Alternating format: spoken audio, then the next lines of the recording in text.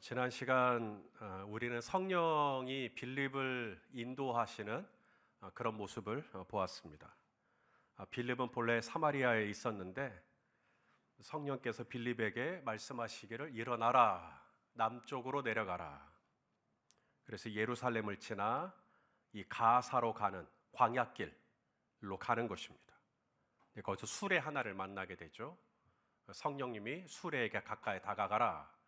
그랬더니 거기서 성경을 읽고 있는 에티오피아에서 온 내시 한 명을 만나게 됩니다.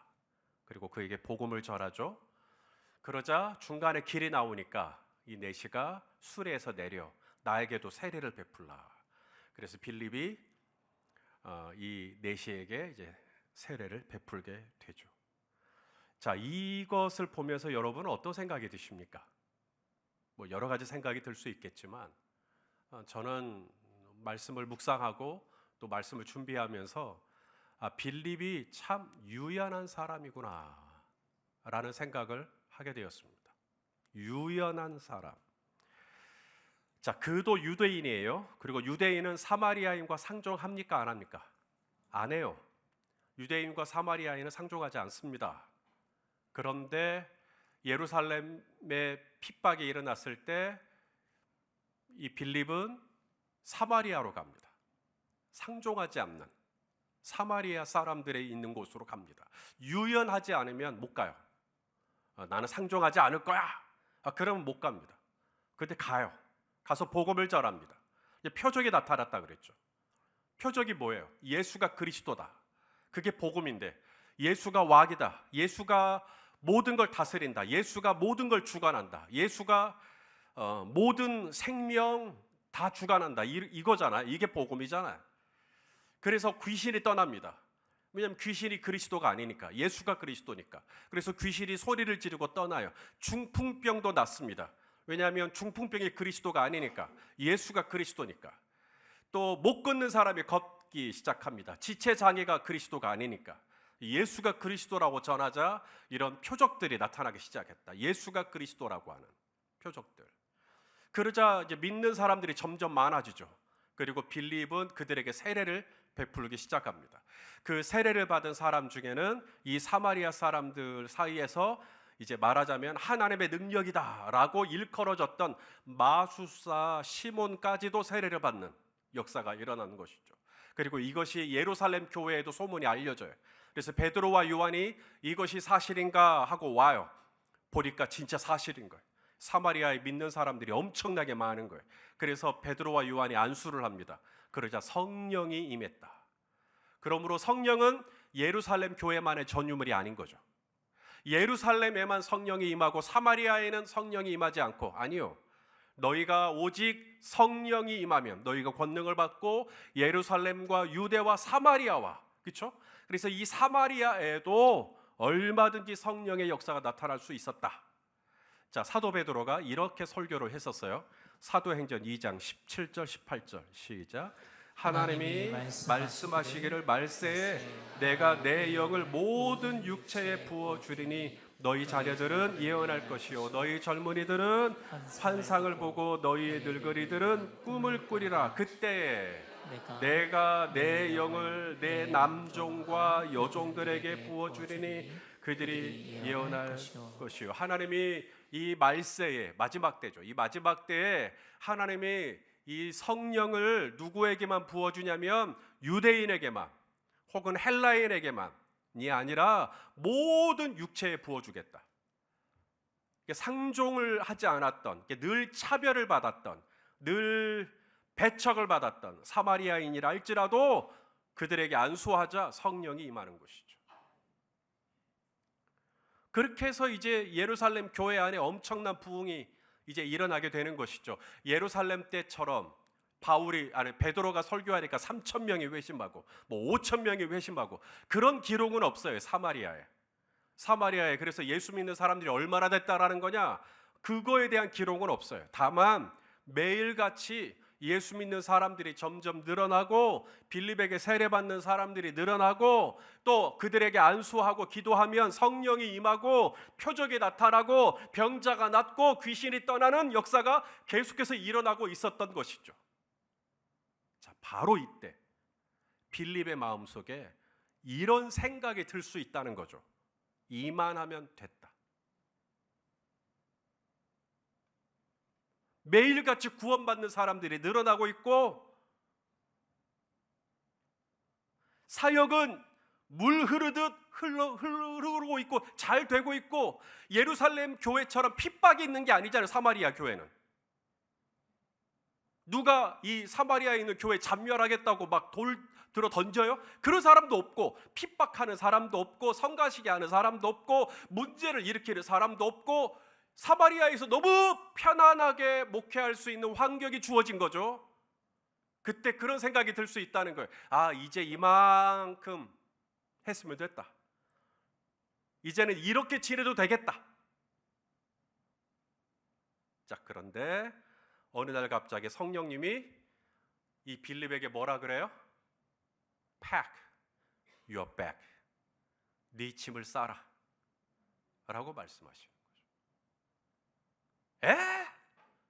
저 이제 겨우 사마리아에 이제 이렇게 안정적으로 교회가 세워지도록 이제야 사역이 좀 되는 것 같은데, 이제야 좀 교회가 좀 세워지는 것 같고, 이제야 좀 이제 안심할 만하고, 그런데 갑자기 성령님이 네 짐을 싸라.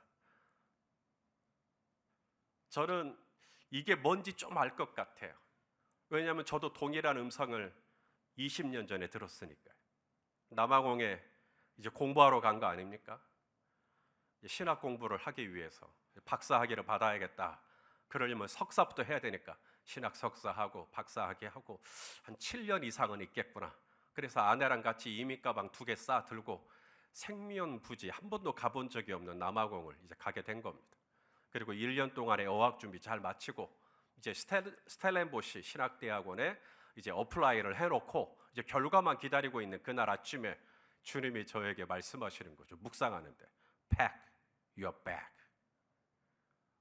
하나님의 음성은 그렇게 영어로 들리는 거냐고요?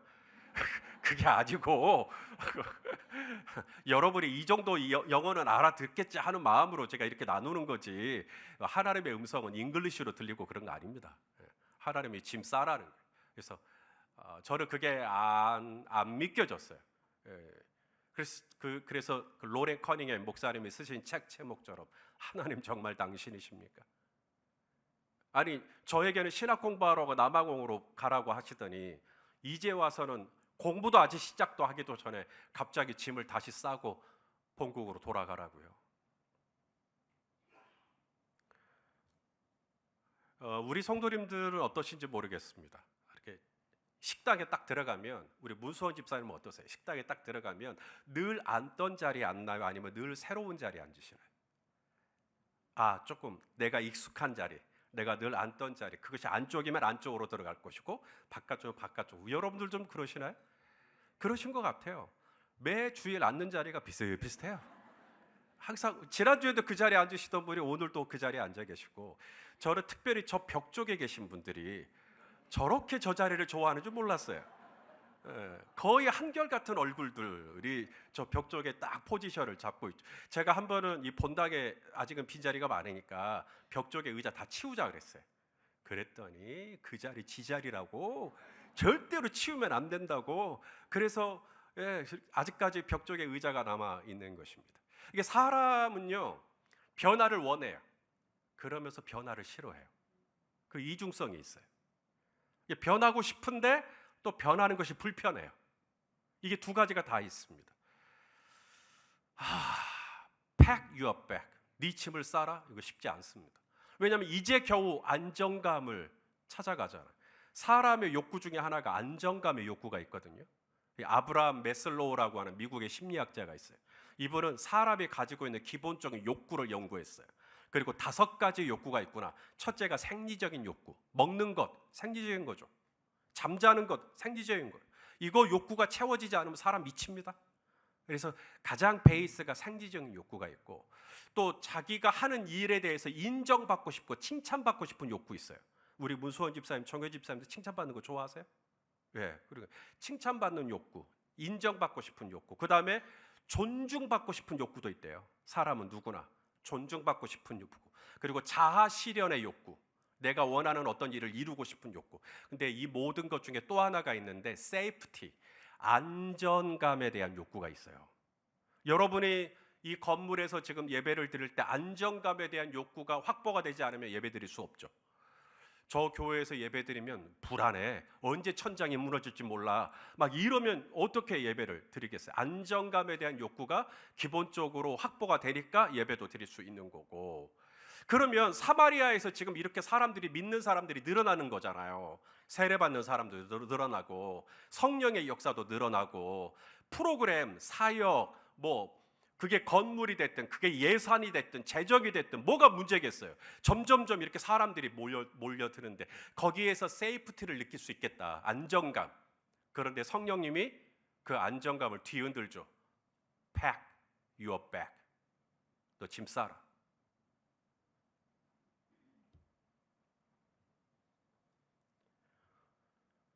그리고는 말씀하시죠. 남쪽으로 가거라. 남쪽이요? 예루살렘이요? 아니, 예루살렘을 지나서 가사까지 내려가는 거. 가사까지 가는 길은 광야를 지나야 돼요. 여러분, 이제 짐을 어깨에 들쳐매고 광야로 지나가고 있는 빌립을 한번 상상해 보세요. 어제까지만 해도 빌립 주변에 누가 있어요? 사람들이 바글바글 했다고요. 어제까지만 해도. 여기서도 빌립을 알아주고 저기서도 빌립을 알아주고 사역이 너무 잘 되고 열매가 너무나 풍성하고 교회가 평안하고 누가 핍박하는 사람이 없었으니까 이 정도면 됐다 싶었던, 어제까지만 해도 그랬던 내 주변이 갑자기 황량한 광야로 바뀐 거죠. 갑자기 아무도 없는 텅 빈 광야로 바뀌어버린 거예요. 아니, 어제까지만 해도 내 주변에 우리 문수원 집사님도 있었고 우리 박권능 집사님도 있었고 내 주변에 이렇게 사람들이 많았는데 이제는 덩그러니 나 혼자 와 있는 거예요. 광야에 와 있는 거예요. 내가 하나님의 음성을 제대로 들은 게 맞나? 어제까지만 해도 그렇게 열매가 있었는데 오늘은 열매가 하나도 없고 복음을 전할 사람도 없고 사역할 사역도 없고 광야니까요. 아무런 열매도 없고 내가 이러려고 여기 광야에 왔나? 아니, 내가 저 사마리아에 있을 때는 내가 쓰임 받잖아요. 내가 활동을 할 수가 있잖아요. 나 같은 사람을, 나 같은 유능한 젊은 사람을 아니 이 광야로 보내시는 거, 내가 하나님의 음성을 들은 거 제대로 맞나? 내가 하나님은 그렇게 말씀한 적이 없는데 나 혼자 착각해가지고 내가 짐 싸들고 여기로 온 거 아닌가? 여기 아무도 없는데? 하나님 정말 당신이십니까? 정말 저에게 광야로 가라고 하신 거 정말 하나님 당신이십니까? 자, 그러고 길을 걷고 있는데 저쪽에서 수레가 하나가 보이는 거죠. 이야, 저 사람은 좋겠다. 나는 이 광야에 혼자 그냥 해를 다 받으면서 열을 다 받으면서 이렇게 가는데 저 사람은 수레 타고 간다. 와, 좋겠다. 그러고 있는데 성령님이 그 수레에게 가까이 가래요. 수레에게 갑니다. 근데 수레에서 무슨 소리가 들려요. 소리. 이 빌립은 알잖아요. 성경 읽는 소리. 저거 성경 읽는 소리인데. 자, 몇 절이죠? 자, 28절, 29절 같이 읽겠습니다. 시작. 돌아가는데 수레를 타고 선지자 이사야의 그를 읽더라. 성령이 빌립더러 이르시되 이 수레로 가까이 나아가라 하시거늘. 많은 분들이 성경을 읽어요. 읽을 때 뭐로 읽냐면 눈으로 읽습니다. 대개 다 그렇게 눈으로 읽어요. 제가 왜 주일이면 설교 시간에 성구 인용할 때마다, 본문 인용할 때마다 자, 우리 다 같이 읽어요. 시작. 왜 그럴까요? 일주일에 한 번이라도 소리 내서 읽으시라고. 평소에는 눈으로 읽으시니까 일주일에 한 번 교회 왔을 때 이때만이라도 소리 내서 읽으시라고. 왜냐하면 성경이 우리에게 성경을 읽으라고 말할 때 그 읽는 건 눈으로 읽으라는 거 아닙니다. 성경에서 말하는 읽으라, 아나키노스크, 이건 다 소리 내서 읽으라는 거예요. 자, 요한계시록 1장 3절이요. 읽어보죠. 시작. 이 예언의 말씀을 읽는 자와 듣는 자와 그 가운데 기록한 것을 지키는 자는 복이 있나니 때가, 우리말 번역에 읽는 자라고 해놨어요. 그러니까 다들 눈으로 읽죠. 읽기만 하면 되니까. 하지만 이 아나기노스코라고 하는 이 단어는 눈으로 읽으라는 뜻이 아니라 소리내서 읽으라는 뜻이에요. 번역을 한다면 이 예언의 말씀을 소리내어 읽는 자와 그 듣는 자, 그 가운데 기록된 것을 지키는 자가 복이 있다. 우리 골로새서 4장 16절 말씀도 읽어보죠. 시작. 이 편지를 너희에게서 읽은 후에 라우디게아의 교회에서도 읽게 하고 또 라우디게아로부터 오는 편지를 너희도 읽어라. 이것도 눈으로 읽으란 얘기 아닙니다. 이것도 소리내서 읽어라. 그래서 하나님의 말씀을 읽을 때는 성경이 본래 우리에게 요구하는 건 눈으로 읽으라는 게 아니라 소리내서 읽으라는 거예요. 그래서 오늘 이 수레를 타고 있던 에디오피아 내시도 소리를 내서 읽었던 겁니다. 근데 소리를 낼 때도 적은 소리로 낼 수 있겠죠. 그런데 에디오피아 내시는 큰 소리로 읽었어요. 왜냐하면 바깥에 있던 빌립이 그 소리를 듣고 이사야서 말씀을 읽고 있다는 걸 알아차릴 정도로, 저 이사야서 말씀인데 라고 알아차릴 정도로 큰 소리로 성경을 읽고 있었다. 빌립이 이제 수레로 가까이 다가가라 했으니 가요. 그러니까 수레가 멈추죠. 그리고 갑자기 수레가 멈추니까 타고 있던 내시가 문을 내려요. 무슨 일이지? 그랬더니 이제 빌립하고 이제 내시하고 눈을 처음 맞추는 겁니다. 빌립의 첫 인사. 빌립의 첫 인사가 참 중요하죠. 안녕하세요. 저는 빌립이라고 합니다. 저는 방금 전에 사마리아에 있다가 성령의 인도하심을 받고 이 광야로 왔습니다. 그리고 하나님이 수레를 발견하고 저에게 다가가라고 해서 제가 이렇게 인사를 건넵니다 라고 하지 않아요. 빌립이 이 에디오피아에서 올라온 이 내시를 향해 건넨 첫 인사가 뭐냐면 당신 방금 읽은 성경 말씀 그 뭔 뜻인지 아시오? 자, 30절 말씀 같이 읽겠습니다. 시작. 빌립이 달려가서 선지자 이사야의 글 읽는 것을 듣고 말하되 읽는 것을 깨닫느냐. 어쩌면 뭐 인사도 나눴겠지만 사도행전을 기록한 누가가 생략했을 수도 있겠지만은 어쨌거나 기록된 내용상으로 봤을 때 빌립의 첫 인사는 에디오피아 내시의 입장에서는 굉장히 무례해요.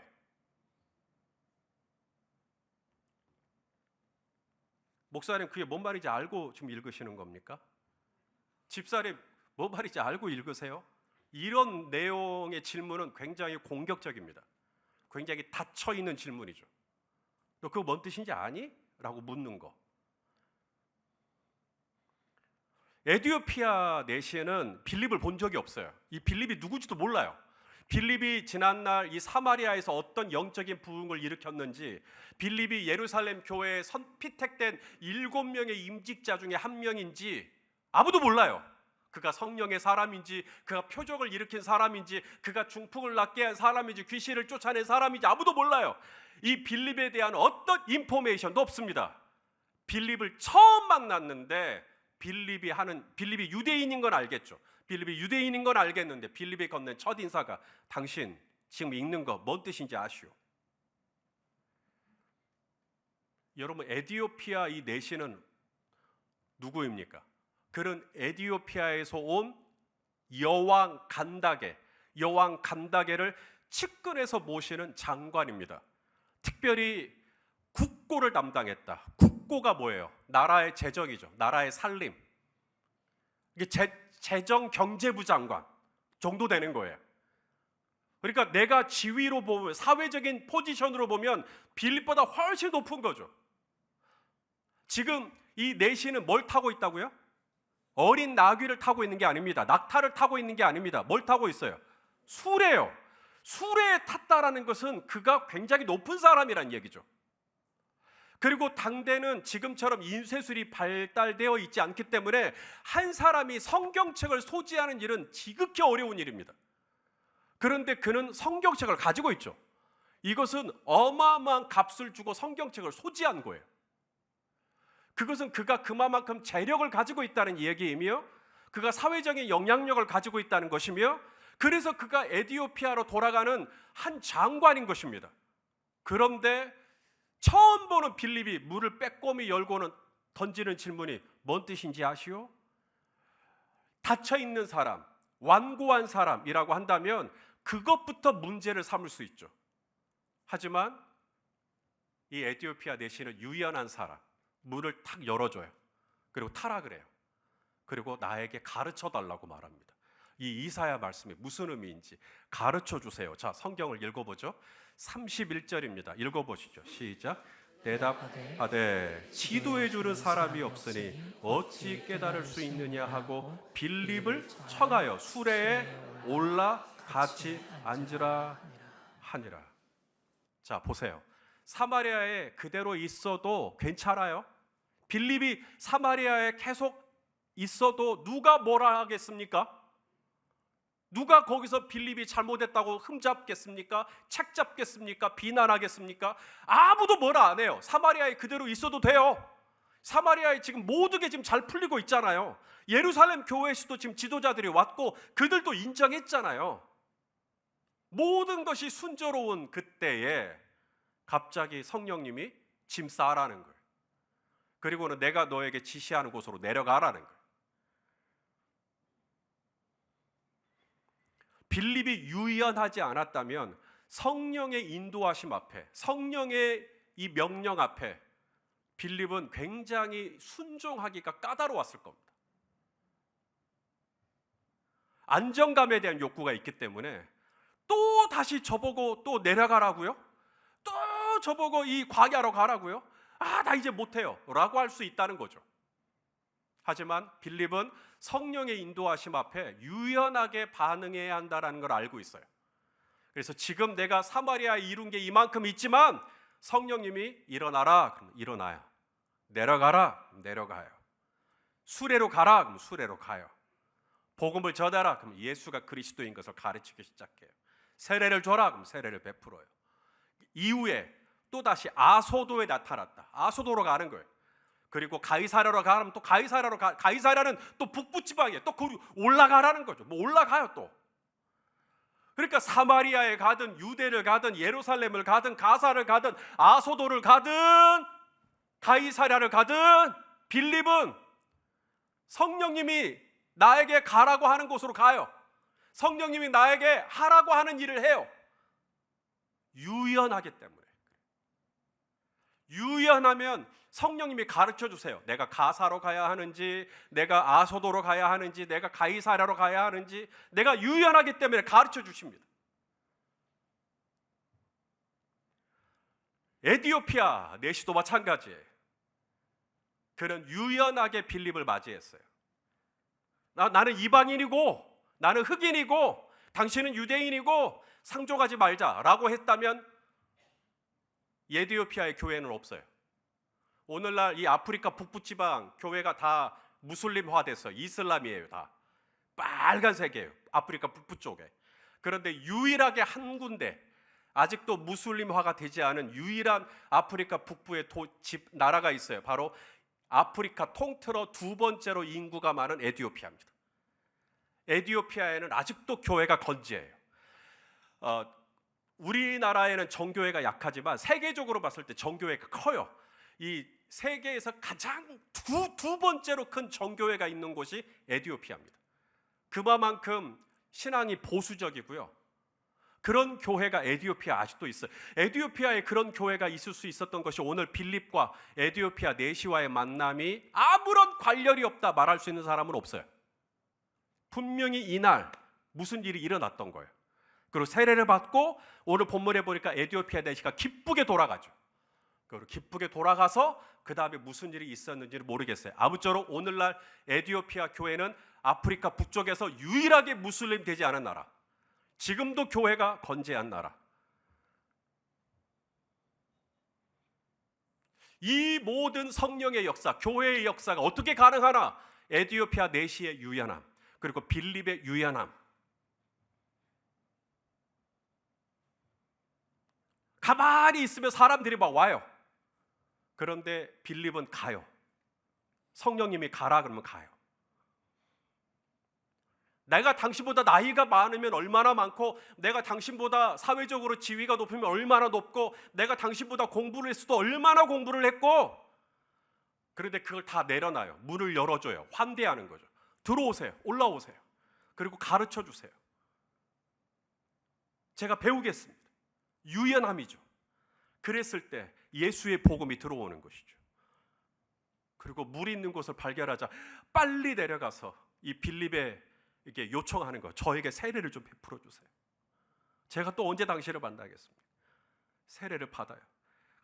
그 안에 기쁨이 충만해요. 그리고 다시 에티오피아로 돌아가는 거예요. 무슨 일이 있었는지는 모르겠어요. 오늘날 에티오피아에는 엄청나게 많은 교회가 있어요. 우리 35절 말씀 같이 한번 읽어보죠. 시작.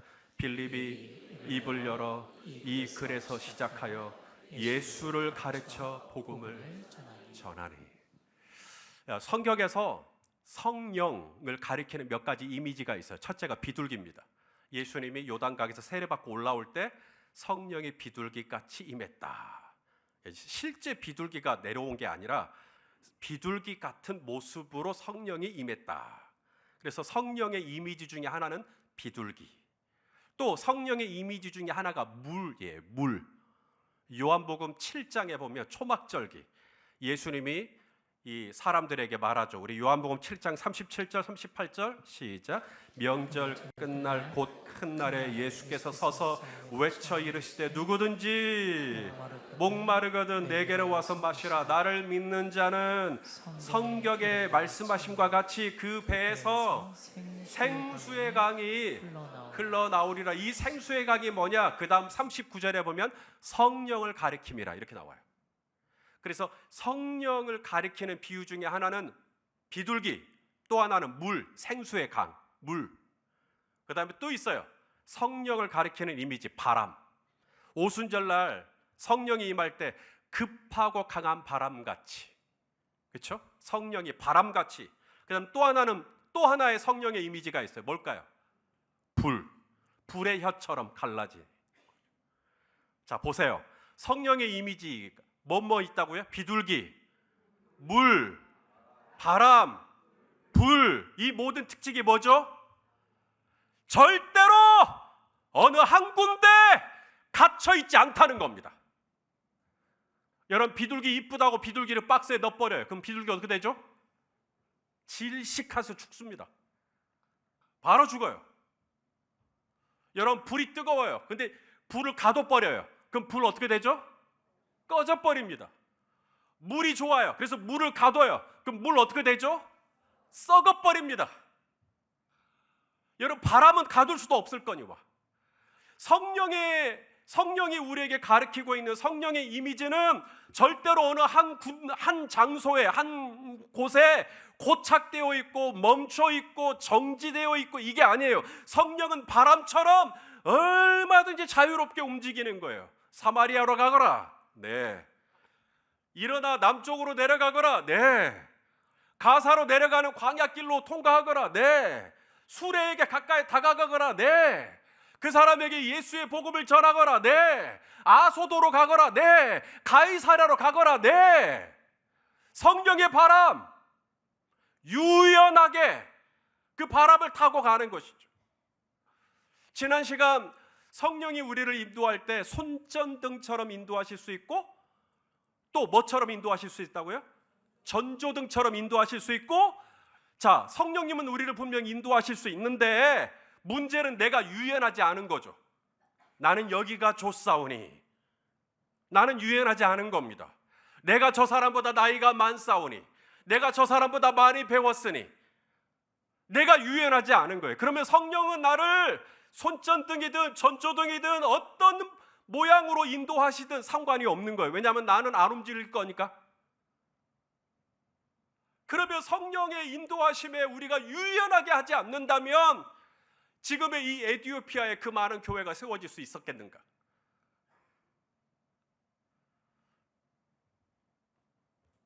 제가 지난주에 제주도에 있었어요. 제주도에서 올레길을 걸었어요. 지금이 그런 철인가 봐요. 청보리. 이 청보리 혹시 보셨어요, 여러분도? 이 고창에 학원 농장에 가면 청보리길 보실 수 있으실 거예요. 이 보리가 잘 자라면 사람 허리 위까지 올라와요. 그 청보리가 그 제주도의 바람이 유명하잖아요.